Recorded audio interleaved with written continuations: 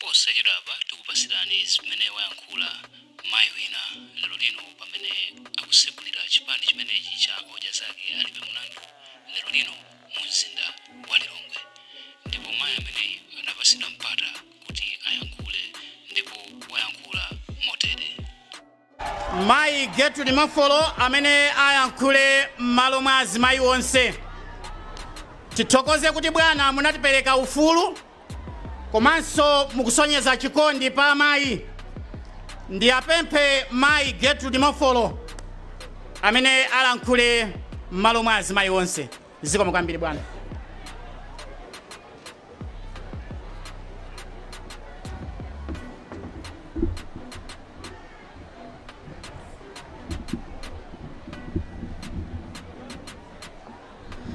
Odya Zake! Sindikuva ndikufuna adziwa kuti tili pati kodi tili pano. Odya Zake! Anyamata uku Odya Zake! Ulemu upite kwa a vice president wathu olemekezeka Dr. Amayi Usi. Ulemu wina upite kwa olemekezeka asekretari athu Hape Muhango. Ulemu wina upite kwa treasurer athu Grace na Zitwere. Osayiwalanso ulemu wina ndifuna ndipereke kwa chipona changa Christina Bwanali Odya Zake.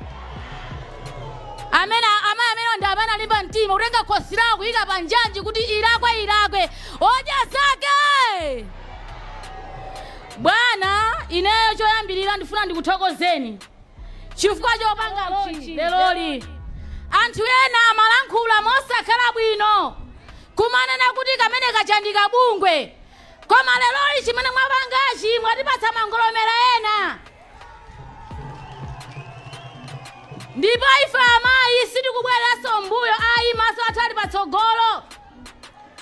Choyamba ndifuna ndinene ife amayi abwana ife sitimabwezera cholakwika iyayi, koma lero ndikufuna ndinene kunena kuti zimayi wina amene amadziwa uchembere kuwawo kwa mwana sangatenge mafuta ake ndikubwera patsanja kudzatukwana amene Dr. Amayi Usi. Bwana ifeyo zimatiwawa koma timasowa kuti tingankhe kuti chani. Koma chimene mungadziwe nchonena kuti pali mwambi wonena kuti ukafuna kuti uphe nkhwali sumasokosa. Ifeyo bwana akamana kuti inu ndi munthu oyipa, ifeyo timadabwa kwambiri. Kuyipa kwake sitimakuona chifukwa ife tinachoka ku UTM nkhani zoti amabandalama. Bwana muli apa tifuna tikuze kunena kuti ife nthawi imene tinali kumaliro timakhala ndi njala, andi inuyo ndi amene mmatithandiza matipatsa ndalama. Ndipo anthu amene akunena kuti ndinu oyipawo amene awawo ndi amene sanaba ndalama za pamaliro. Bwana timasowa kuti tiyankhulira kuti koma zimatiwawa kwambiri. Koma Baibulo limanena kuti mtengo mukakhala zipatso zabwino Satana amagenda. Bwana talimbani mtima, ndikudziwa kuti mwalimba mtima kale inuyo, simukubwerera mbuyo ndipo musabwerere mbuyo. Ife azimayi tapangana kunena kuti tifuna tipange maeli ambiri komanso maeli yawo tilinawo kale. Komanso bwana ifeyo mwatilemekeza kwambiri, anthu oti tinabeba mapo ena aliwonse koma inuyo mukutilemekeza. Ife tingoti Ambuye azikudalitsani. Bwana ife tikunena kuti azimayi alilongwe ino ifeyo kulikonse kumene mungapite ife bwana tinanu limodzi. Bwana chimenenso ndinganene ndichonena kuti tipatseni sigino kumene mupite ife tikhala nanu. Komanso inuyo bwana kaya mufuna oyima panokha ife tili nanu, kaya muphatikiza chipani china ife tipatseni ife tipita mbali yanu. zonsezi bwana zikutengera chifukwa cha kukoma mtima kwanu. Inuyo ndinu munthu wabwino kwambiri chifukwa ife timakudziwani kwambiri kalekale, sinakudziwani lero ayi. Bwana ine mawu ambiri ndilibe, ndisachulukise gagandiwa, ndingoti Ambuye akudalitseni. Koma bwana pempho lathu ndionera kuti tikamapita kwa magalamulo mbali ya uko akusowa madzi, tathandizeni kani mijigo amweko madzi abwino.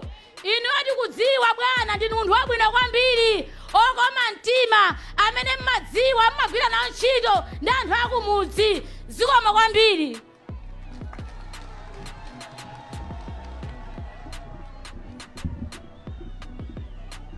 Tatiyeni timuombereni mzimayi zathu m'manja etu. Mwambi wa lero thalauza lobwereka sachepsa chiuno. Ndikunena izi chifukwa chani? Bwana wangati makumbukira kumbuyo kwadanena kuti ndachoka tengani chipani chanu magalimoto anu, koma anthu anga atani? Chiuno anabweza ngati. Ndathokoza zikomo kwambiri mayi Ndipo chifukwa cha mawu abwino. Ndikukhulupirira kuti bwana amva akutenga manotsi azimene tikupempha pakadali pano. Ndikukhulupirira kuti chipani ichichi chichita zinthu zodabwitsa m'Malawi muno. Ndikunena izi chifukwa chani? Kulibe chipani ku Malawi kumene chinayamba chikhala ndi anthu ochuluka ngati amene ali panopo. Bwana popeza mwanena kuti tisamang'alule siting'alula, komabe pang'ono tidziyankha. Zikumati wawa. Mzimayi kuti mudzandziwe nkhope yake enieni mudzamuyendere usiku.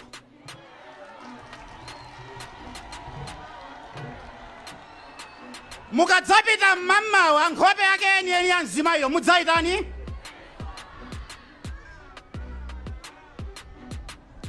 Ndiyapempha anzathu agule wamkulu atachitako pang'ono tikonze malo apa eti tifuna titulutseko mizimu lero ifuna ichezeko ndi bwana. Anzathu kumanda uko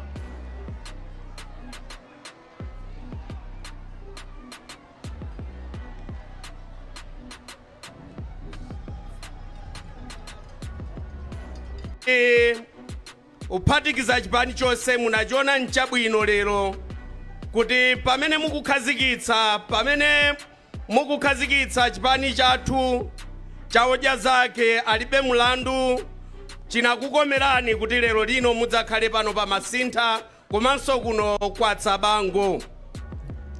Chimenechi tikachitenge chinthu cha mtengo wapatali kotero kuti ife kuno kwa Tsabango takulandirani komanso ndife onyadira pa tsiku la lero kuti tikukhazikitsa chipani chimene mwachikonza kuti chikhale chipani mdziko lino la Malawi, kuti ife anthu osauka chikhale chipani chathu.